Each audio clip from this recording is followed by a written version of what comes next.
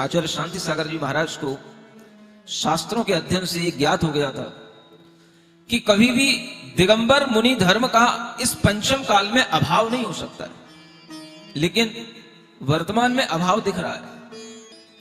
जिस समय पर वह इस तरह के शास्त्रों को पढ़ा करते थे, उस समय पर जो मुनि दिखाई देते थे वो वास्तव में उस तरह के परिस्थितियों के अनुकूल अपने भावों को बना लिए थे। जैसा द्रव्य क्षेत्र काल भाव चल रहा है, वैसा ही हमें अपने आप को ढाल लेना चाहिए। और ऐसा सोच करके यही होता था कि मुनि महाराज जब मंदिर से बाहर निकलकर किसी के घर में आहार करने के लिए जाते थे तो रास्ते में कपड़े की ओट लगा दी जाती थी, उनके दिगंबरत्व को ढक दिया जाता था, और फिर जहां पर जाकर के उन्हें आहार करना होता था वहां पर फिर वो ओट हटा दी जाती थी, वहां पर वो दिगंबर के रूप में आहार करते थे। ऐसी परंपरा चल पड़ी थी, लेकिन धर्म चल रहा था।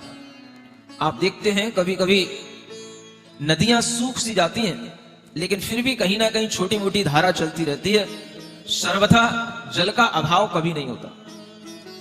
इसी तरह से इस पंचम काल में भी उतार चढ़ाव आते हैं, धर्म के लिए भी उतार चढ़ाव आते हैं। और कभी कभी ऐसे अंग्रेजों के, मुगलों के ऐसे शासन जब लगे तो उस समय पर सीमाएं बंध जाती हैं, धर्म के ऊपर अनेक तरह के उपद्रव होते हैं, लेकिन फिर भी धर्म नष्ट नहीं होता, कहीं ना कहीं वह सिसकता हुआ जीता रहता है।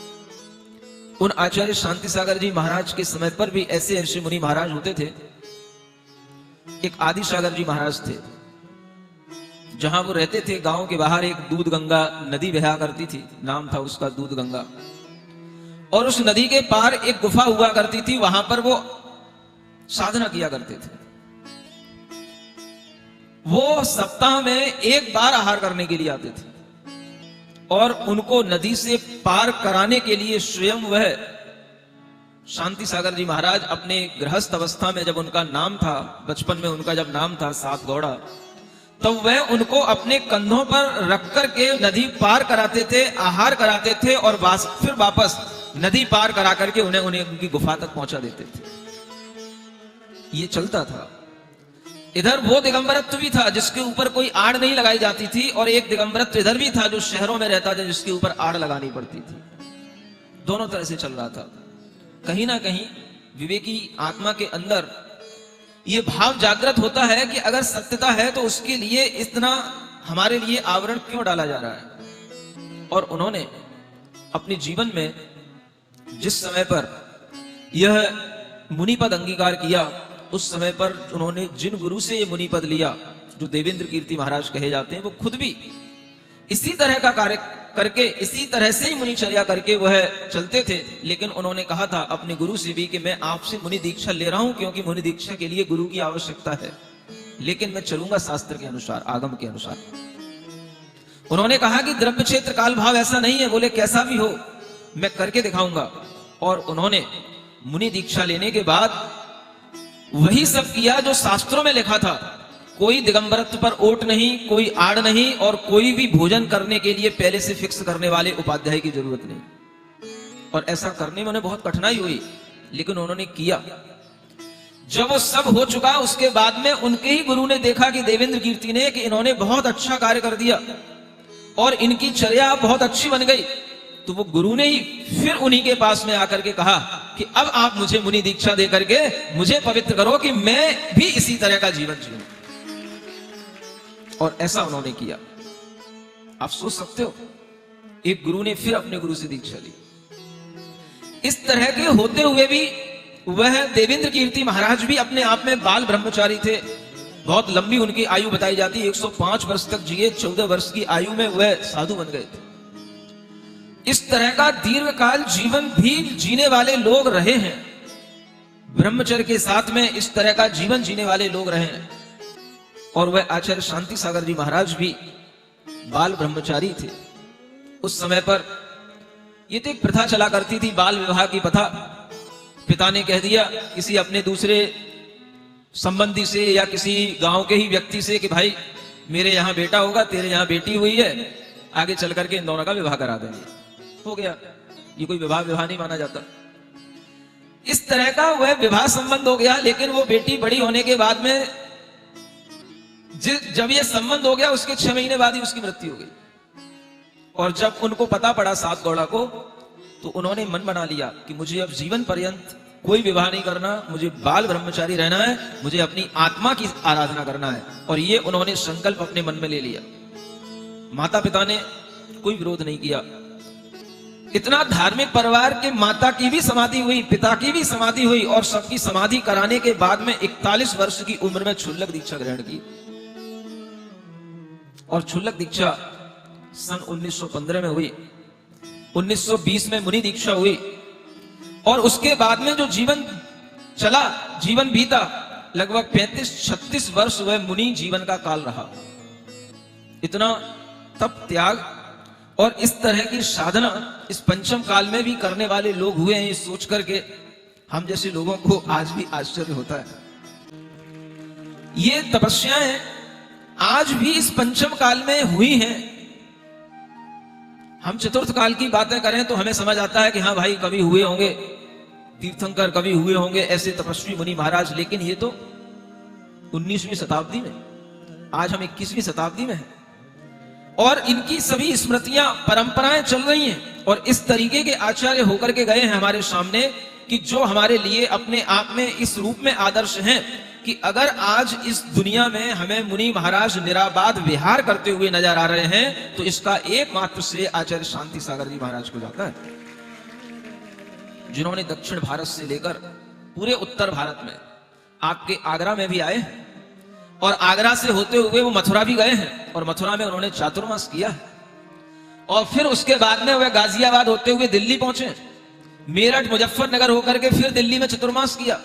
और दिल्ली में लाल किले पर उन्होंने, उस समय पर जब अंग्रेज लोग कभी भी आने जाने के लिए रोका करते थे, उस समय पर उन्होंने निराबाद विहार किया अपने संघ को लेकर के। और रास्ते में अनेक अनेक तरीके की रुकावटें भी आईं, लेकिन कोई भी उनके चारित्र के आगे, उनके व्यक्तित्व के आगे उन्हें रोकने की सामर्थ्य नहीं कर पाया। और उन्होंने दिल्ली के लाल किले पर खड़े होकर के फोटो खिंचवाई। इस बात के लिए नहीं कि उन्हें फोटो खिंचाने का शौक था, यह बताने के लिए कि आगे का इतिहास ये गवाह रहे कि यहां पर मुनि महाराज आए हैं, आते हैं। और लाल किले पर भी मुनि महाराज का आगमन हुआ है दिल्ली में। यहां पर किसी को विहार करने से रोका ना जाए, इसलिए वहां पर उस समय पर उन्होंने वह फोटो खिंचवाई। उनके अंदर जो तप करने की भावना थी वो बड़ी तीव्र थी। सोच करके लगता है कि 35 वर्ष के जीवन में उन्होंने 27 वर्ष 2 महीने 33 दिन उपवास में निकाले।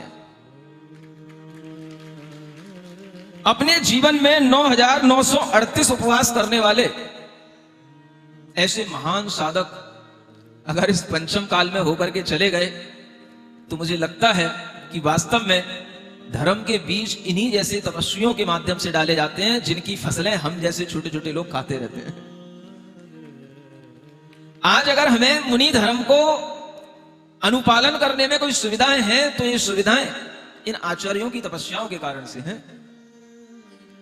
ऐसी तपस्याएं कि जिनके लिए कभी भी आहार आदि में उन्होंने कभी ये नहीं कहा कि मुझे किस तरह की विधि से आहार कराना है, किस तरह की विधि होना चाहिए। जैसे भगवान आदिनाथ मौन रहे दीक्षा लेने के बाद, उसी तरह से ये आचार्य शांति सागर जी मौन रहे। जिस दिन ये श्रावक हमें विधि पूर्वक पड़गाहन करेंगे, जिस दिन ये श्रावक शुद्ध भोजन करने के लिए यह अपने लिए तैयार रहेंगे, तब हम जाकर के आहार ग्रहण करेंगे। कई दिनों तक तो लोग इनको केवल दूध और चावल ही खिलाते रहे। सुन रहे हो? गांव में जाते थे, कुछ भी लेते नहीं थे, केवल दूध चावल ले लेते थे, तो उसके अलावा बाकी का कुछ नहीं। तो सबके लिए यही पता हो गया कि महाराज क्या लेते हैं। एक पड़ोसी ने दूसरे पड़ोसी से पूछा, कल महाराज आए थे, क्या लिया था? और दूध चावल लिए थे, तो हम भी दूध चावल बनाते हैं। कई महीनों तक दूध चावल ही खिलाते रहे। एक दिन किसी श्रावक ने पूछ लिया कि महाराज आपका क्या सब अन्न वन्न का त्याग है क्या? सब्जियों का, अन्न का, मसालों का, सब चीजों का त्याग है क्या? आप जो है केवल दूध चावल ही लेते हैं। तो महाराज ने कहा, हमारा क्या त्याग है क्या नहीं है इससे आपको कोई मतलब नहीं है, लेकिन हम वही ले सकते हैं जो श्रावक हमें देता है। बस श्रावक थोड़ा समझदार था, समझ में आया उसको कि महाराज के लिए जो श्रावक देगा वही तो आहार लेंगे। बस इतनी सी बात उन्होंने कही और फिर अगले दिन श्रावकों ने सब तरीके की रोटियां, अन्न वगैरह जो कुछ भी बनते हैं, अन्न के व्यंजन जो कुछ भी बनते हैं सब बना लिए। और बनाने के बाद में फिर जब दूसरे दिन आहार हुआ तो उस आहार के दिन भी जो है आचार्य महाराज ने उस दिन भी कुछ नहीं लिया। जब नहीं लिया तो फिर श्रावकों ने आकर के पूछा, महाराज आज तो सब कुछ था, सब कुछ दे भी रहे थे श्रावक, आपने आज क्यों नहीं लिया? बोले पहले ये बताओ कि इन श्रावकों को ये आता है कि नहीं कि ये आटा, इन मसालों की क्या मर्यादा होती है, इनकी शुद्धि कैसे की जाती है, ये सब इनको ज्ञान है कि नहीं? और जब इस तरह का विश्वास उन्हें दिलाया गया कि इन श्रावकों को ये आता है, तब जाकर के उन्होंने अन्न का आहार लेना शुरू किया।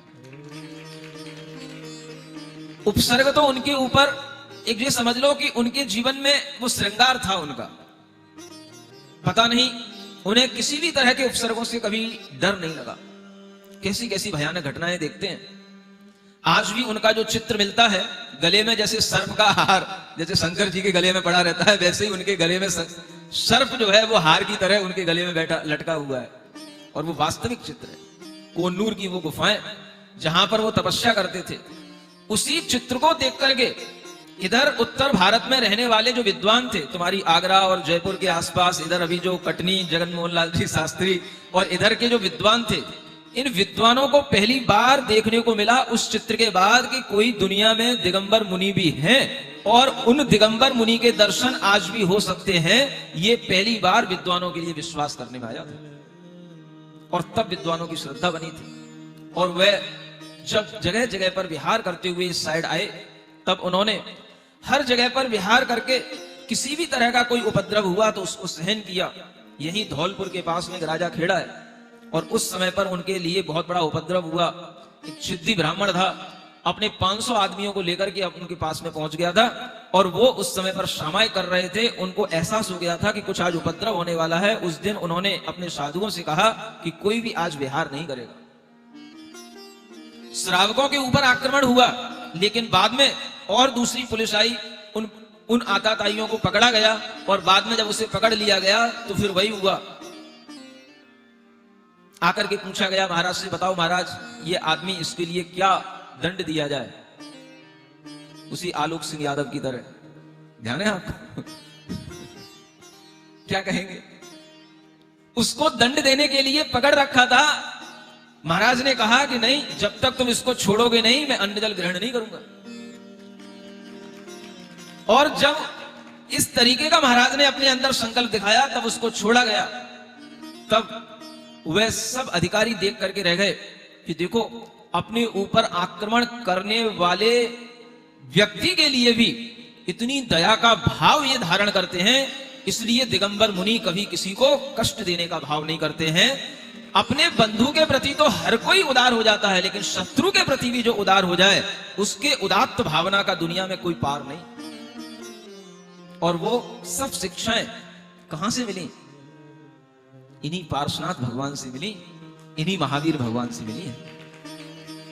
इन शिक्षाओं का पालन करने पर ही आज ये देखने में आता है कि अगर हम अपने मन के अंदर शत्रु और मित्र के प्रति समान भाव रख पाते हैं तो आचार्य कहते हैं, तीर्थंकर भगवान कहते हैं, यही हमारी आत्मा का सबसे बड़ा धर्म है, समता भाव। अपने कर्मों का फल स्वयं भोगो। यूं मत सोचो कि कोई भगवान हमारी सहायता करने के लिए आएगा। भगवान सहायता करने के लिए नहीं आता, हमारा पुण्य, हमारा धर्म हमारी सहायता करता है। और हम अगर इस प्रकार का मनोभाव दृढ़ता से बना करके रखते हैं, तभी हम अपनी आत्मा में बंधे हुए कर्मों को निर्जरा करके, झड़ा करके उनसे मुक्ति प्राप्त कर पाते हैं।